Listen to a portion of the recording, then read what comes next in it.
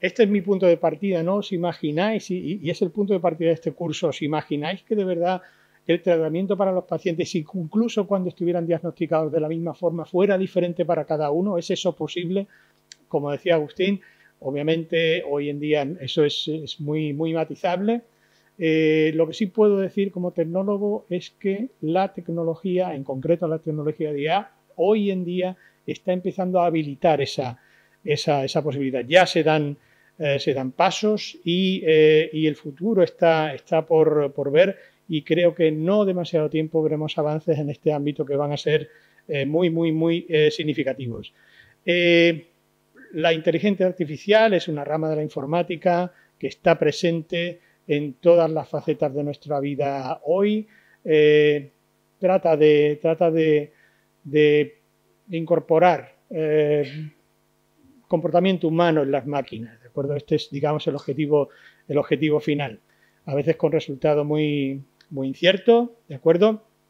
Pero quizás si uno piensa en no darle a una máquina el comportamiento de una máquina, de un humano tal cual, sino en tratar de darle a la máquina la capacidad de hacer labores concretas, muchas veces la máquina es mucho mejor que los humanos, ¿de acuerdo?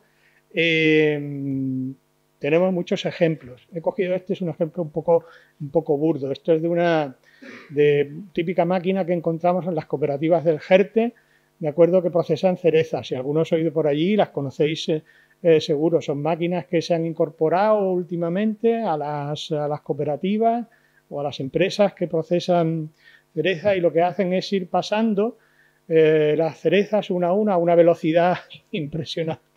Obviamente no se pueden pasar todas las cerezas del Jerte y dedicarles un minuto a cada cereza para mirarla. En el instante en el que pasa, que puedan ser, pues no sé, algunos milisegundos, se le sacan al menos 30 fotografías a la cereza desde diferentes puntos de vista que permiten ipso facto determinar si la cereza tiene la calidad suficiente o no y su calibre. Si no es una buena cereza, se la desecha. Si es una buena cereza, se la introduce en el cajón del calibre al que corresponde. Esto es un ejemplo muy burdo. ¿Qué tiene esto que ver con la medicina? No, también tenemos muchas herramientas de IA en la medicina. Esta segura que la conocéis. Este es el robot Da Vinci operando. Incorpora IA, por supuesto. Sabéis que detrás del Da Vinci hay un operador, hay un señor, un doctor, un cirujano, que es el que está manipulando el robot. ¿Por qué? ¿Dónde tiene esto la IA? Yo he visto esta máquina, la he visto en el Centro de Cirugía de Mínima Invasión, aquí en Extremadura. La he visto coser un capilar del grosor de un pelo con hilo invisible al ojo humano. Es brutal. Y era operado por una persona que cosía tal cual, hacía sus movimientos. El robot estaba interpretando los movimientos de la máquina, del operador, de la máquina, para llevar esos movimientos hacia una escala nanométrica para poder realizar esa operación. No solo en este tipo de cosas, tenemos muchos ejemplos de tratamiento de imágenes, de acuerdo, que permiten mejorar. Todos conocéis las ecografías 3D hoy que podemos hacer a los bebés y que nos dan una imagen real del bebé. Hay casos mucho más extremos que ese, por supuesto, en tomografías como las de esta máquina, en estos tipos de escáner, el tipo de imágenes que se puede obtener hoy y la detección automática de patologías o anomalías en los escáneres que hacen está automatizado. La detección de enfermedades a través de imágenes, por ejemplo, explorando la zona profunda del globo ocular, determinar si hay alguna patología renal. Por supuesto, exploraciones cardíacas, de acuerdo. Hoy hay escáneres cardíacos que nos permiten detectar patologías, de acuerdo, en diferentes zonas de corazón, simplemente pues determinando algunas características en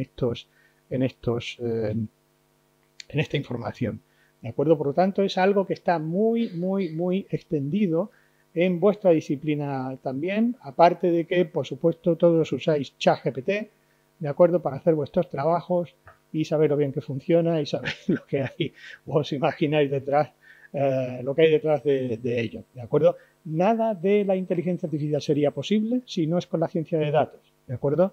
Cualquier modelo de inteligencia artificial lo que hace es aprender y aprender a partir de una información que debe ser correcta, que debe ser completa, que debe ser coherente, porque si no los modelos que se producen no son válidos. Luego, todo el aspecto de ciencia de datos es radicalmente importante también en esta disciplina. No se concibe la inteligencia artificial sin la ciencia de datos. Hoy en día incluso están bastante unidas. Digamos que ha prosperado mucho más la ciencia de datos como usuaria de las técnicas de inteligencia artificial que los propios desarrolladores de técnicas de inteligencia artificial, pero discutiremos un poco acerca de eso. Con todo esto, el objetivo de la charla básicamente es ofrecer una pincelada de la tecnología que existe hoy en día en el ámbito de la medicina personalizada de precisión, dar incluso alguna información relativa a algunos proyectos y, por supuesto, estimular vuestro interés.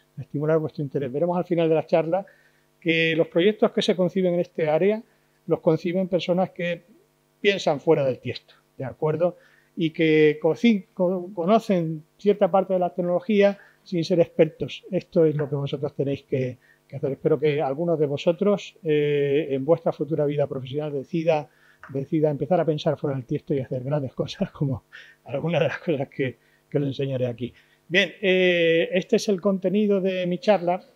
Empezaré, aparte de la introducción que acabo de hacer, pues hablaremos de inteligencia artificial, un poquitín de ciencia de datos, porque gran parte de la ciencia de datos hoy es inteligencia artificial, y hablaremos de algunos proyectos, como decía, de medicina personalizada de precisión basados en IA. Comencemos con la inteligencia artificial. Hay muchas definiciones de inteligencia artificial. Todas hacen referencia a, como decía antes, la capacidad de dotar a las máquinas de comportamiento humano. A medida que las definiciones avanzan en el tiempo, empiezan a identificar la inteligencia artificial como una parte, como un área de la ciencia de la computación, de la informática en general, ¿de acuerdo? Todo esto es correcto, si bien también es muy controvertido. Esta cosa de, como decía, en grande, pensar que yo voy a dar comportamiento humano a una máquina es algo, en principio y a día de hoy, muy difícilmente conseguible. Uno puede hacer que una máquina imite un comportamiento humano, pero darle un comportamiento humano a una máquina hoy por hoy es imposible. Ahí tenéis todavía este dilema de la habitación china, que sigue siendo algo válido. Hoy en día esto fue propuesto por un filósofo, básicamente dice, este filósofo, imagínate que te cierran en una habitación con un manual de chino, de traducir chino a español a chino, y de pronto alguien te pasa un papel por debajo de la puerta y tú, utilizando el manual de chino, pues consigues traducir lo que ponía el papel y además dar una contestación y devuelves el papel. Posiblemente la percepción de la persona que está fuera de la habitación sea aquella de entender que tú sabes chino, pero eso está muy lejos de la realidad. Y ahora dice el filósofo, piensa en una máquina, piensa que en lugar de ser una habitación estás escribiendo en una máquina y ves que la máquina te responde, y te responde de manera coherente. ¿Vas a pensar por esto que la máquina es un humano? Posiblemente no es un humano. Quien hay detrás de la máquina posiblemente es un modelo que está contestando algo que conoce o que sabe o que compone, pero que no piensa realmente como humano. Esta es la diferencia que siempre se quiere hacer en esto. Lo que sí es cierto es que en esta cosa de ir dotando a las máquinas de hacer cosas que los humanos hacen, y además para hacerlas mucho mejor, en esto sí estamos siendo un éxito desde el punto de vista de la tecnología. Muchas ramas. La inteligencia artificial tiene ramas que cubren la robótica, la visión artificial, el procesamiento del lenguaje natural, la ingeniería del conocimiento, el aprendizaje automático. Hay muchas ramas que aquí pueden explorarse. ¿De acuerdo? Robots que pueden hacer planificación, que pueden optimizar la forma de hacer cosas, sistemas expertos que ayudan a a conocer más sobre los temas. Sistemas de visión artificial que son capaces de reconocer cualquier cosa, incluso que escapan al ojo humano, porque son capaces de analizar diferentes espectros al mismo tiempo, o el control del lenguaje, traducción de voz a texto, de texto a voz, tratamiento del lenguaje natural. Y, por supuesto, toda el área relativa al Machine Learning, eso que conocemos como el aprendizaje automático. Y este es el área que en los últimos años y que hoy en día es una explosión dentro de la informática. Y aquí hablamos de técnicas de aprendizaje automático muy sencillas, pero también muy complejas, digamos, metidas dentro de lo que entendemos como Deep Learning. Luego hablaremos un poco más de ello. ¿Cuál es la relación entre estos tres términos que hoy en día se conocen mucho? Inteligencia artificial, Machine Learning, Deep Learning, un poco la que tenéis ahí. Inteligencia artificial, como digo, es un campo muy amplio que trata, su objetivo final será el de producir máquinas que se comportan como humanos. Todavía eso está muy lejos, ¿de acuerdo? Y avanza hacia ese objetivo desarrollando muchas ramas. Una de esas ramas es el Machine Learning, el aprendizaje automático, hacer que una máquina, viendo cosas, analizando cosas, aprenda sobre eso y sea capaz de lanzar predicciones, clasificar cosas, ¿de acuerdo? Y dentro del Machine Learning tenemos un área muy concreta que es Deep Learning, que se basa en la utilización de aquello que llamamos redes neuronales profundas, redes neuronales que tienen muchas capas. Ahora hablaremos un poco acerca de acerca de ellas. Diferencias entre la una y la otra en lo que es Machine Learning y Deep Learning, pues los dos términos se utilizan learning y a veces la gente los utiliza de forma inequívoca y no es así, son dos cosas realmente diferentes. Las cosas que atacamos con Machine Learning son algoritmos de aprendizaje que posiblemente funcionan bien, con pocos datos, que posiblemente con muchos datos ya dejan de funcionar tan bien, donde se necesita un equipo de expertos detrás posiblemente para determinar cuáles son los datos correctos de aprendizaje y necesita un mucho mayor tratamiento que los datos que utilizamos para Deep Learning y que utilizan recursos computacionales muy básicos. Cuando hablamos de Deep Learning hablamos de cosas realmente complejas para atacar conocimiento que incorpora muchísimas variables, datos, volúmenes de datos de aprendizaje muy grandes y que comporta la utilización de estructuras de aprendizaje muy complejas. ¿En qué se basa tanto Machine Learning como Deep Learning? Pues se basan en la utilización de un concepto que es el del perceptrón. El perceptrón es un objeto computacional, es un programita muy pequeño, muy simple, que modela una neurona. Lo único que hace un perceptrón es, como veis aquí, ahora lo vamos a ver en más detalle, es tomar una serie de entradas, multiplicar cada valor numérico en una entrada, multiplicar cada entrada por un coeficiente, sumarlo, añadirle un sesgo y aplicarle una función de activación, ¿de acuerdo? Ahora lo veremos un poco más. Esto, conectado con otros perceptrones y en redes muy complejas, compone una red neuronal en el ámbito de la inteligencia artificial, una red de perceptrones, ¿de acuerdo? Que, como digo, intenta modelar pues la misma estructura que tenemos en el neocórtex, ¿de acuerdo? Capas de neuronas que se conectan unas con otras y que son capaces de almacenar información y no entendemos muy bien cómo son capaces de generar razonamiento y generar nueva información a partir de lo que hay allí. Bien. Más detenidamente, esto sería un perceptrón. Como veis, simplemente es un sumatorio que recibe entradas. Cada entrada está multiplicada por un peso, son esos W que veis ahí. Al final al sumatorio se le añade un desplazador, que es un sesgo, que se llama, y al final para que la neurona no componga simplemente una combinación lineal de las entradas, la neurona tiene la posibilidad de aplicar el perceptrón tiene una posibilidad de aplicar una determinada función de activación y hay pues muchas funciones de activación. Estoy aquí, yendo para atrás, cuando quereré.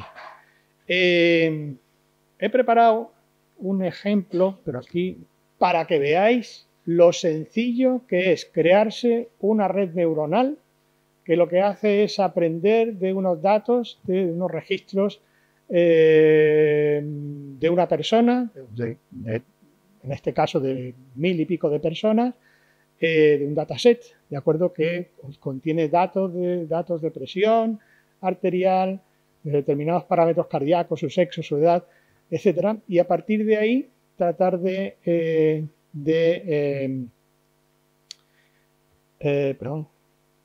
tratar de ver o de predecir, su aquí está. Tratar de predecir la probabilidad de infarto que tiene esa persona. La idea es, pues, con un dataset que yo tengo bajado y que podéis encontrar en la red muy fácilmente en Kaggle, ¿de acuerdo? Cualquier ingeniero de datos conoce que Kaggle es un repositorio de muchos datasets, entre ellos, muchos de ellos son de datos médicos y este en concreto es de datos cardíacos, ¿de acuerdo? La idea es que generar una red neuronal, en este caso un modelo de regresión, que analiza esos datos y aprende y es capaz de predecir con una fiabilidad del 86%, pues es cuestión de 5 minutos. Y lo he conseguido yo, que dejé de programar hace mucho tiempo y tal, lo consigue cualquiera de vosotros tocando los palillos como aquel que dice. Ese sería un modelo de regresión, un modelo de aprendizaje muy pequeño. Aquí tengo la imagen de lo que sería el resultado del modelo de regresión, ¿de acuerdo? Este modelo de, digamos, machine learning, el más sencillo posible, incorpora una red neuronal de una sola neurona. Bueno, para pensar sobre esto realmente no hacía falta mucho, ¿de acuerdo? Son unos datos, hay que buscar la relación entre los datos y tratar de componer un modelo de regresión sobre él, y para eso, pues, las librerías de Machine Learning se lo tragan enseguida, ¿de acuerdo? Y son capaces de componerlo. En concreto, nos ha generado una neurona, ¿de acuerdo? Un perceptrón en el que los pesos que ha dado a cada una de estas características, la edad, el sexo, aquí estaban, no recuerdo ahora cada uno de los datos, pero estaba ahí la presión arterial, etcétera, ¿de acuerdo? Pues le ha dado un peso a cada uno de ellos, ¿vale? Que conseguimos aquí, y esta información me la ha dado también la red neuronal, ¿eh? Yo luego le he preguntado al modelo, oye, ¿cuál es la red neuronal que has compuesto? Y me ha enseñado que es esta. Le ha dado un sesgo de 0.18 y es capaz de producir predicciones con una probabilidad de acierto del 86%, ¿de acuerdo? Por supuesto, siempre que tengamos datos, como es un modelo muy sencillo, siempre que tengamos estos datos que estén dentro, digamos, que esté dentro de la nube de datos que se ha construido, con la que se ha construido el modelo de aprendizaje, etcétera, etcétera, ¿de acuerdo? Saco esto simplemente para indicaros, si hubiéramos visto el ejemplo, veréis qué sencillo es, lo sencillo que es componer una red neuronal, por si tenéis curiosidad, para que veáis que vosotros mismos lo podéis hacer muy fácil, y para enseñaros que es el modelo de aprendizaje más sencillo que podemos concebir. A partir de aquí, lo que uno quiera. Una red neuronal profunda de Deep Learning va a tener varias capas, ¿de acuerdo? Una configuración muy normal es esta que tenéis aquí. Yo tengo una serie de entradas y tengo 3 capas, una de 32, otra de 16 y luego posiblemente una capa de salida donde hay un solo perceptrón o hay varios perceptrones, y lo que quiero es clasificar el elemento de la entrada en diferentes categorías, ¿de acuerdo? Esto sería una red neuronal un poco más compleja. Esta se utiliza para muchas cosas. Aquí tenía yo otra, no sé si vosotros sois capaces voy a intentar yo llegar a esta herramienta. Aquí tengo, es una herramienta que se llama Teachable Machine, es una herramienta de Google y os permite a vosotros generar vuestra propia red neuronal compleja, en este caso para analizar datos muy concretos, imágenes, sonidos, movimientos, trozos de vídeo que realizan algún movimiento, ¿de acuerdo? Y os permiten, pues de forma muy sencilla, si entráis por aquí, le dais a nuevo proyecto y decís, pues no sé, quiero hacer un proyecto de clasificación de imágenes, ¿de acuerdo? Perdón, ¿qué? Modelo estándar. ¡Hala! Pues aquí. Y uno lo único que tiene que hacer aquí es conseguirse una base de datos de imágenes. Yo la tenía en el portátil ya hecha con 50 imágenes de perritos y 50 imágenes de gatitos, ¿de acuerdo? Y la máquina, mi modelo de red neuronal, que es este que habéis visto del 3216, permite determinar solo con 50 imágenes de gatitos y con 50 imágenes de perritos, pues si algo es un perro o es un gato, ¿de acuerdo? Lo cual dice uno, caray, solo con 50 imágenes ya he aprendido todos los perros y los gatos del mundo. Bueno, pues funciona así, ¿de acuerdo? Funciona muy bien. El problema de esto es cuando uno le pasa la foto de uno propio, que era un chistecillo que yo me tenía aquí preparado, y me dice, este señor es un perro, ¿no? Porque todo es un perro. Y le pasas la foto de un edificio y dice, es un perro. Si el edificio tiene cierta forma, te dice que es un gato, ¿no? No sabe hacer más, no es muy inteligente. Él ha aprendido a decir, esto es perro o es gato. A partir de ahí no le preguntes, ¿no? Pero es capaz de diferenciar entre perros y gatos si eso es uno lo que quiere de la máquina, ¿de acuerdo? Como os digo, es muy sencillo probarlo en vuestra casa. En Kaggle tenéis también K-A-G-L-E. Tenéis el mismo dataset que yo he cogido de perros y gatos, ¿de acuerdo? Que tenía, no sé, 1000 imágenes. De hecho, me había bajado uno de radiografías pulmonares para detectar anomalías en ellas, ¿de acuerdo? Y el dataset viene etiquetado con cuáles son anómalas y cuáles no, ¿no? Y lo que pasa es que pesaba demasiado para incluso computarla aquí. Pues comprimido eran como 3 gigas, cuando se descomprimieran como 10 gigas, porque eran imágenes grandes de radiografías, pues era bastante complejo simplemente para hacerlo aquí. Bueno, ahí queda, ¿no? En cualquier caso, para entender cómo funciona esto, uno dice, pero bueno, si tú le pasas los datos de aprendizaje a la máquina, realmente, ¿cómo se compone la red? Porque componer esta estructura no es sencillo. Me dices que cada neurona aquí tiene un peso y un sesgo. ¿Y quién da esos valores? ¿Quién es la persona? No hay ninguna persona que dé esos valores. Realmente es la propia máquina la que va proporcionando esos valores. Al principio del aprendizaje todos los valores son 0 o son 1 si son coeficientes para no machacar. Y lo que hace la máquina es decir, acabo de recibir una imagen para que según mis valores yo digo que es un perro, pero resulta que me dicen que no, que realmente es un gato. Pues voy a ajustar los valores, voy a hacer cambios, a ver cómo consigo que la probabilidad de que sea un perro sea mayor y menor la de gato. Y así, tras muchas ejecuciones, de acuerdo, con 50 imágenes, ya digo, se consiguen ajustar bastante bien los parámetros, pues toda esta complejísima estructura queda finalizada, ¿de acuerdo? Queda con los parámetros bien ajustados, ¿de acuerdo? De forma que si a partir de ahora yo introduzco nuevas imágenes, yo le pasé la foto de mi perro que no estaba en las imágenes y me dijo, este es un perro, y le pasé una foto de uno de los gatos que hay en casa y me dijo, y este es un gato, o sea que realmente funciona bien, ¿de acuerdo?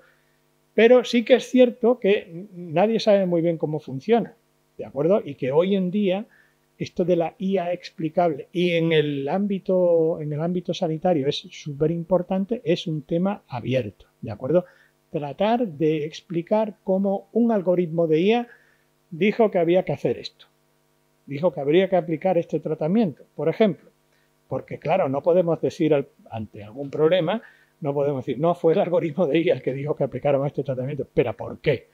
Se equivocó y nadie se preocupó por ello. No puede ser así, ¿no? Entonces, todo esto de conseguir construir modelos de ingeniería de inteligencia artificial que sean explicables, que sean capaces de explicar por qué han llegado a tomar una decisión, es una de las facetas que tenemos hoy abiertas en el ámbito. Bien, no sé cómo voy de tiempo. Siguiente cosa que nos aparece en la IA, ¿de acuerdo? Y que hoy en día todos utilizamos. IA generativa, Generative AI. Los LLMs, Large Language Models, ChatGPT es un LLM, o como hay tantos otros, chino, o, hay muchos más, ¿de acuerdo? Funcionan con un modelo nuevo de aprendizaje, ¿de acuerdo? Que complica mucho lo que es el perceptrón que venía de las redes neuronales, ¿de acuerdo? Realmente es una nueva estructura, una nueva arquitectura de componente computacional que se denomina transformer, ¿de acuerdo? Y que lo que hace es, aplicado a cualquier tipo de lenguaje, nosotros nos es muy natural decir, pues el lenguaje hablado, el lenguaje escrito, ¿de acuerdo? Pues a cualquier tipo de lenguaje, y ahora hablaré de algunas aplicaciones de esto. Como digo, lo que tratan es de ser capaces de generar nueva información. Ellos han aprendido acerca del uso del lenguaje, analizando mucha información, ¿de acuerdo? Y a partir de ahí ellos son capaces de generar nueva información. Son capaces de generar imágenes, ¿de acuerdo? Son capaces de generar vídeos. Todos habéis utilizado ya herramientas de IA que permiten generar vídeos e imágenes. Y fijaos que el gran salto de los modelos de aprendizaje aquí es que mientras que allí los utilizábamos para clasificar, para predecir algo, aquí es para producir información nueva. Cuidado, esto es un salto cualitativo muy importante, porque si resulta que la información que generan es válida, pueden estar empezando a pensar, a producir nuevo conocimiento, no voy a decir a sentir, pero sí a producir nuevo conocimiento, posiblemente a las personas se les escapó. Y esto en algunos ámbitos es muy útil. Tenía aquí cómo funcionan estos. Esto sí creo que lo podríamos ver. Aquí. Esto es una página que nos muestra cómo funcionan realmente estos transformers. Fijaos que son redes que tenemos aquí. Aquí hay 12 capas. ¿De acuerdo? Solo estamos viendo una, pero realmente hay muchas capas aquí. Y uno se puede mover entre estas diferentes capas. Fijaos que cuando analizan un texto, realmente no analizan una palabra, están analizando todas las palabras a la vez. Por esto los recursos computacionales, posiblemente habéis escuchado de esto, que requiere un LLM por debajo, son brutales. Se preguntan, mucha gente trabajando en el ámbito de la tecnología, cuánta es la energía consumida por OpenAI manteniendo ChatGPT 4 vivo durante las 24 horas para que todas las personas del mundo estemos preguntando chorradas básicamente a ChatGPT, ¿no? Y el consumo de energía que eso está generando y la huella de carbón que eso deja. De verdad es preocupante, ¿no? Pues fijaos, aquí ha decidido que, que va a tomar Easily como el modelo comienza con una frase: Data Visualization empowers users to, y a partir de ahí ha decidido que la siguiente palabra va a ser easily. Perdón, no sé por qué no me está. ¿Debo seleccionar o no? Bueno, estoy. Voy a ir a la capa más. Aquí. Simplemente aquí sí. No. O no sé por qué no me está dejando.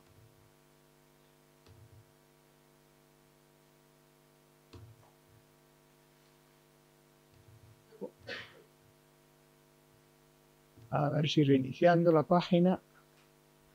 Siempre comienza posiblemente con palabras diferentes.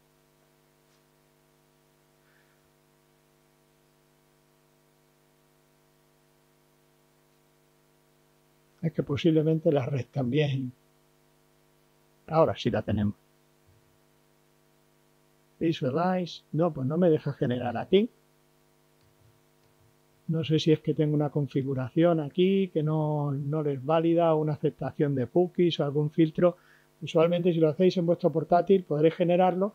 No solo generarlo, la frase va creciendo. Veis aquí cuál es la palabra escogida para continuar, ¿de acuerdo? Y cómo la red recompone, ¿de acuerdo? Cada vez que uno decide que...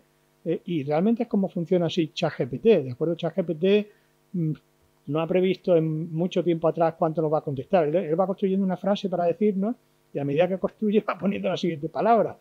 Pero está basado en cadenas de Markov, ¿de acuerdo? Y su modelo de cadenas de Markov funciona bien. ¿Por qué? Porque está muy bien entrenado, porque se ha leído trillones de documentos que ha encontrado en Internet, ¿de acuerdo? Y a partir de eso parece que sabe de cualquier tema, compone una frase en un ámbito determinado porque ha sido capaz de detectar el ámbito en el que estamos hablando, y así es como realmente ChatGPT va. Esto, como digo, es un salto cualitativo muy grande con respecto a lo que hacemos con los modelos de aprendizaje dedicados a clasificación o a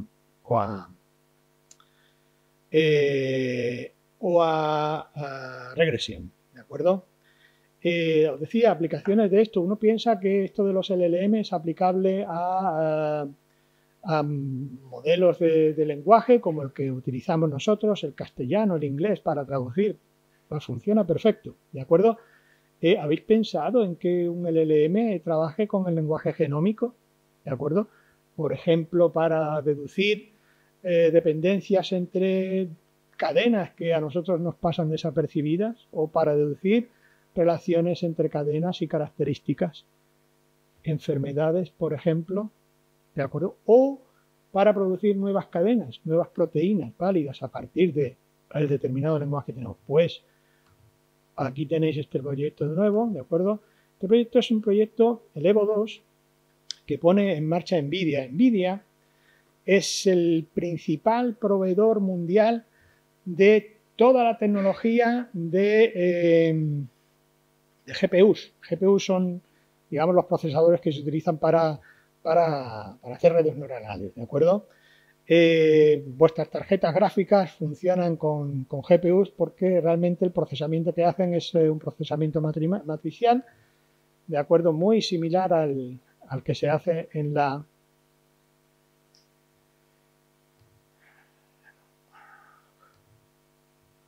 Ok. Esta es una demo que tenéis en Internet, ¿de acuerdo? Acerca de cómo un LLM se puede utilizar para producir nuevas proteínas, ¿de acuerdo? En el lenguaje legal, a partir de determinadas cadenas, ¿de acuerdo? ¿Cómo podría yo obtener esa nueva proteína que posiblemente tenga algún efecto en las cadenas, ¿de acuerdo? Eso es lo que se puede hacer utilizando estos LLMs. Veremos luego que uno de los proyectos que mencionaré, pues realmente se ha inspirado en este tipo de cuestiones. Y lo que nos viene es lo siguiente: los que somos tecnólogos ya lo estamos viendo empezar a cocerse, pero esto va a saltar a la sociedad en los próximos años, ¿de acuerdo? Es lo que se denomina Agentic AI, ¿de acuerdo? Es decir, tener agentes computacionales que son autónomos, que se comportan de forma inteligente, teniendo modelos de IA especializados. Por ejemplo, imaginaos que tengo un agente que es capaz de traducir al chino y traduce perfecto. Se ha leído todas las traducciones de chino posible en el mundo, y a partir de ahí ha aprendido a traducir lo mejor posible. Pero que está interactuando a través de un lenguaje específico con otros agentes que hacen otras cosas. Por ejemplo, que están especializados en producir proteínas, o que están especializados en planificar cómo en un laboratorio vamos a llevar determinada acción. ¿De acuerdo? Esto es lo que vamos a tener, y a partir de aquí podremos empezar a entender que vamos a tener modelos de inteligencia artificial que van a empezar a comportarse de forma, digamos, preocupantemente parecidas a los humanos, ¿de acuerdo? Todo esto que hablaba Agustín de gemelos digitales, etcétera, una de las grandes inspiraciones para estos modelos de Agentic AI son realmente los gemelos digitales también. ¿De acuerdo? Son agentes que van a tener memoria, que van a poder planificar, que van a hacer uso de herramientas, no de herramientas de otros agentes, sino de herramientas de las que normalmente utilizamos nosotros. Me refiero a herramientas software, por supuesto. que van a poder colaborar con otros agentes que van a utilizar su propio lenguaje. Ellos no, realmente estas pruebas ya se han hecho, se ha puesto a comunicar máquinas, agentes que empiezan utilizando un lenguaje parecido al humano, pero que poco a poco van migrando porque se dan cuenta de que nuestro lenguaje es totalmente artificial, no necesitan para transmitir el conocimiento, realmente ellos empiezan a utilizar un lenguaje muy parecido al binario, ¿de acuerdo? Y así se entienden mejor y más rápido, son más precisos también. Y que por supuesto van a tener autonomía, ¿de acuerdo? Van a entrar en un entorno en el que se les va a pedir, estate pendiente de lo que ocurra y actúa con lo que sabes hacer. Bueno, a ver qué pasa.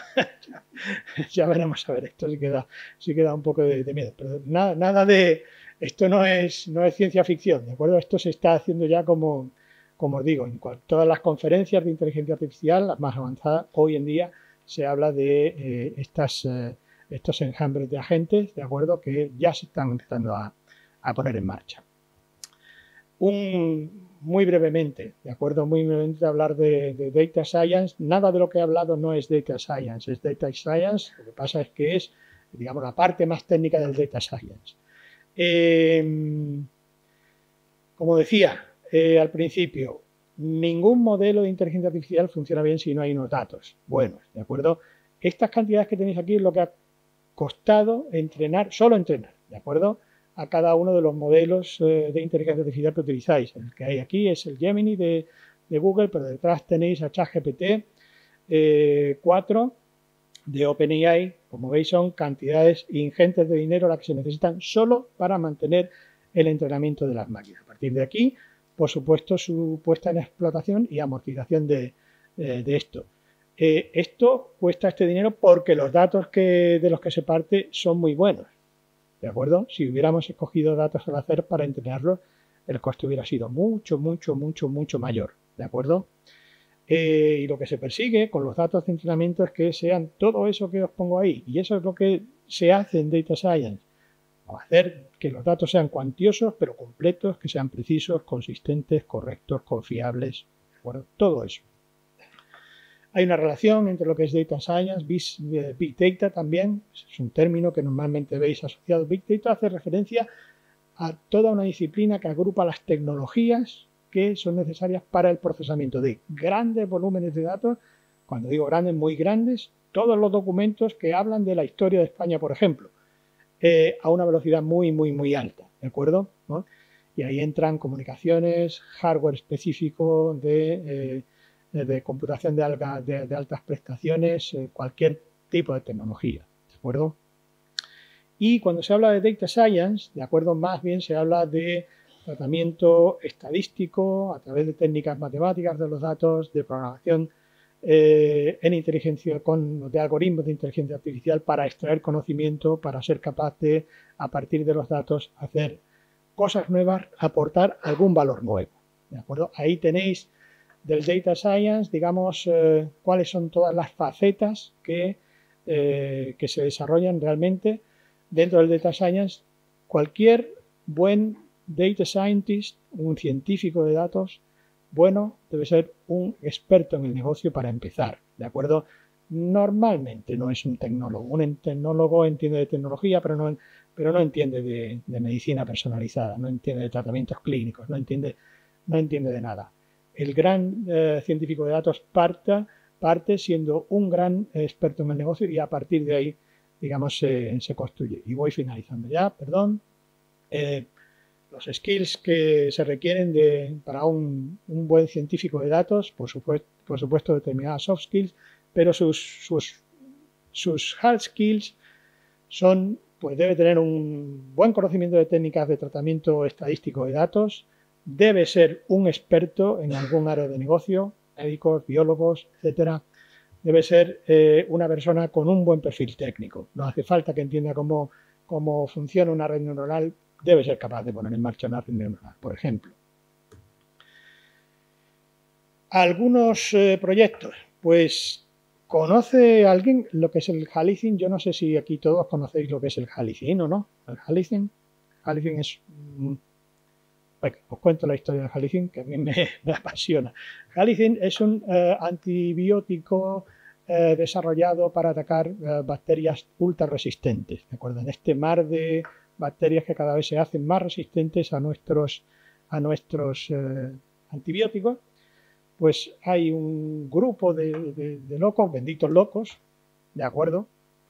Trabajando en el MIT, integrados por biólogos y tecnólogos que deciden pensar en cómo resolver el problema de obtener nuevos antibióticos capaces de ser efectivos ante bacterias ultrarresistentes. ¿De acuerdo?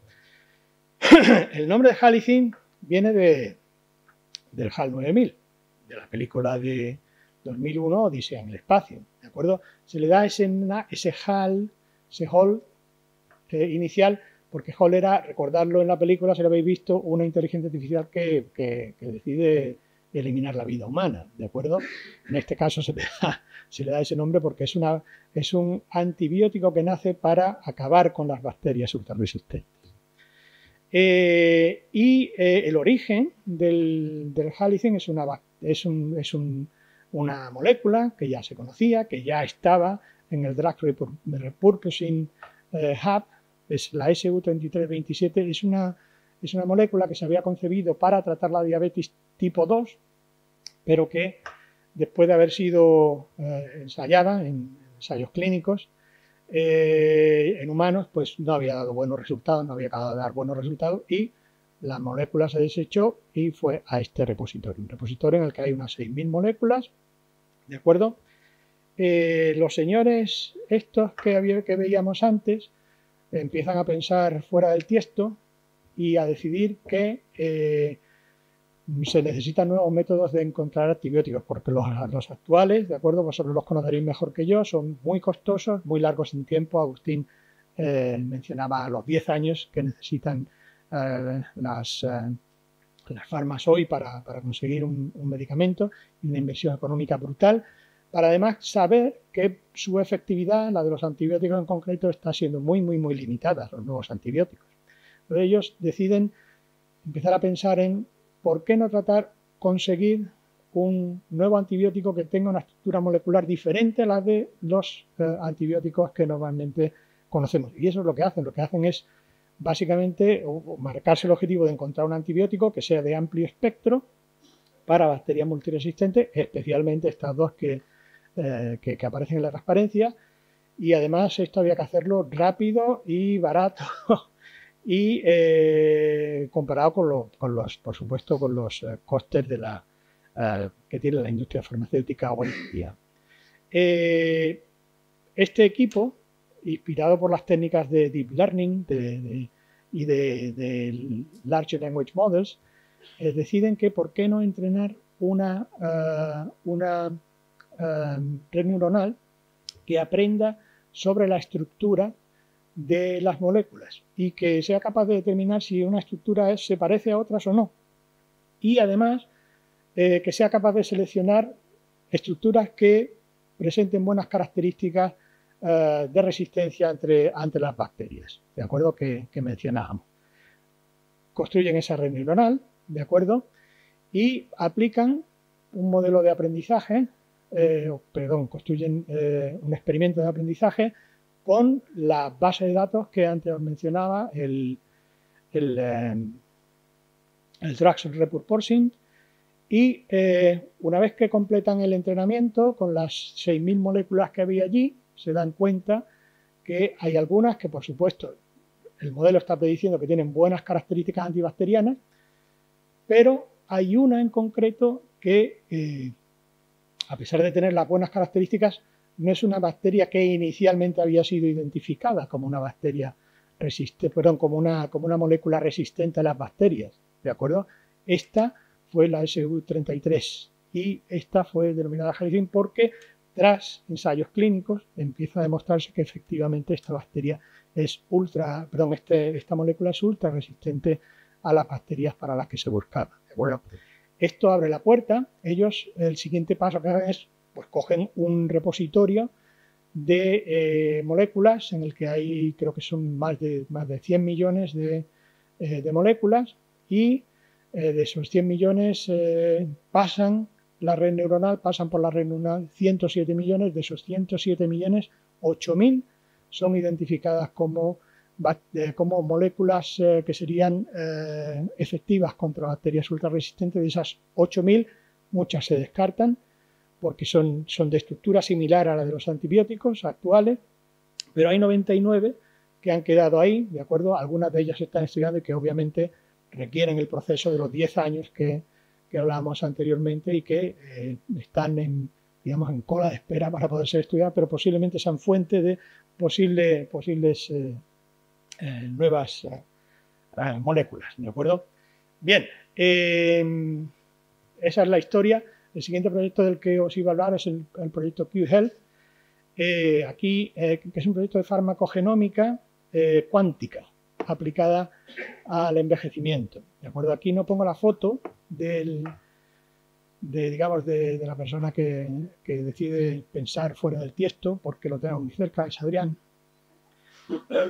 Y no voy a dar muchas pistas tampoco, porque creo que Adrián posiblemente nos vaya a hablar un poco del proyecto. Básicamente, él había desarrollado ya un proyecto anterior, que era Medea, en el que, por supuesto, aplicaba técnicas de inteligencia artificial. Él conocía mejor que nadie las limitaciones de los modelos de aprendizaje y de las técnicas de regresión cuando el número de variables es muy, muy alto, y decide además pensar que todo esto de hacer medicina personalizada está muy bien, pero si tuviéramos en cuenta toda la historia clínica de una persona sería mucho, mucho más efectivo y podríamos apuntar mucho mejor, y ahí es cuando decide aportar o meter un nuevo ingrediente en la ecuación, que era la computación cuántica, ¿de acuerdo? Y bueno, pues realmente conseguimos desarrollar un proyecto muy interesante que sin duda sin Adrián pues no hubiera sido posible.